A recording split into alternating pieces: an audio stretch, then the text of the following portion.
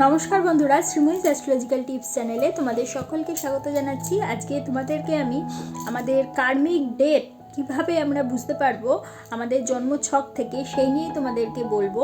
যেহেতু আমাদের জীবকারক planet Jupiter অর্থাৎ বৃহস্পতিকে বলা হয়, সেই কারণে আমাদের জন্মছকে বৃহস্পতি যেখানে অবস্থান করছে, সেই বৃহস্পতির অবস্থান থেকে দ্বিতীয়, ষষ্ঠ এবং দশমভাবে যেই প্ল্যানেটটি অবস্থান করছে, সেই প্ল্যানেটের কারকতা অনুযায়ী কিন্তু আমাদের বুঝতে হবে এ জন্মে আমাদের কি ঋণ আমরা শোধ করতে এসেছি বা কি করলে আমরা ভালো থাকতে পারবো।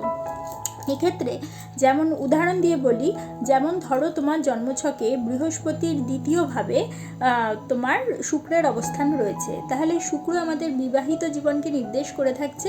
এখানে আমাদের কিন্তু একজন জাতক বা জাতিকার ক্ষেত্রে কারুর জন্মছকে বৃহস্পতির দ্বিতীয় যদি শুক্র অবস্থান করে, তাহলে বিবাহিত জীবন সংক্রান্ত তার যে কোনো যে সমস্যা, সেগুলোকে খুব তাড়াতাড়ি শর্ট আউট করে নেওয়া উচিত এবং সেই সংক্রান্ত বিষয়ে তার কাজ করা উচিত। কোনো ঝামেলা ঝুটঝঞ্ঝাটে না জড়িয়ে বিবাহিত জীবনটাকে কিভাবে সুন্দর সুষ্ঠুভাবে সে আরও এগিয়ে নিয়ে যেতে পারবে, সেই বিষয়ে অর্থাৎ তার পার্টনারের প্রতি বিশেষ করে মনোযোগ দেওয়া উচিত এবং পার্টনারের কিভাবে সে ভালো করতে পারবে বা পার্টনারকে কিভাবে তার জীবনে ঠিকভাবে সে রাখতে পারবে, সেই বিষয়ে কিন্তু তাকে কাজ করে যেতে হবে।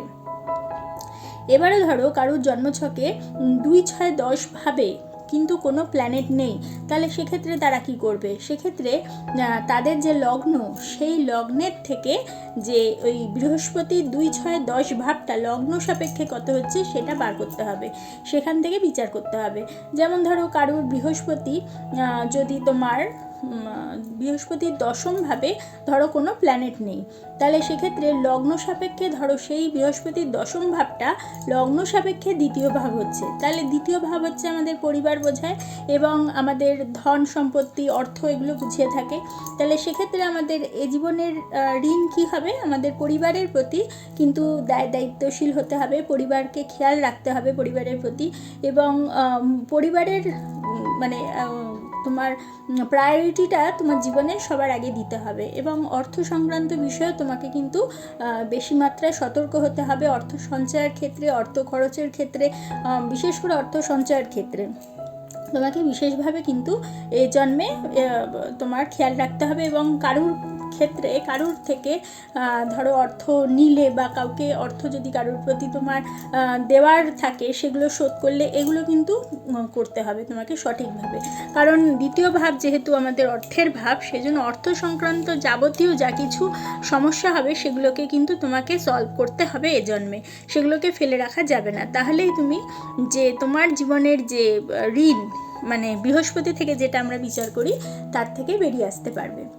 তাহলে বন্ধুরা, আজকে তোমাদেরকে আমি একটা ছোট্ট উদাহরণের মাধ্যমে, দুটো উদাহরণের মাধ্যমে বৃহস্পতি থেকে কিভাবে আমরা আমাদের জীবনে কি কার্মিক ডেট রয়েছে অর্থাৎ ঋণ রয়েছে কি করে বার করব সেটা তোমাদেরকে জানালাম। যদি তোমাদের আমার এই ভিডিওটা ভালো লাগে তাহলে অবশ্যই একটা লাইক করে দিও, তোমাদের পরিচিতদের মধ্যে শেয়ার করে তাদের জানার সুযোগ করে দিও এবং যারা এখনও পর্যন্ত আমার চ্যানেলটা সাবস্ক্রাইব করোনি অবশ্যই সাবস্ক্রাইব করে দিও এবং পাশে থাকা বেল আইকনটি প্রেস করতে কিন্তু একেবারে ভুলো না। তাহলে প্রত্যেকে ভালো থেকো, প্রত্যেককে ভালো রেখো। পরবর্তী ভিডিওতে আবার চলে আসবো, ততক্ষণের জন্য সকলকে ধন্যবাদ, নমস্কার।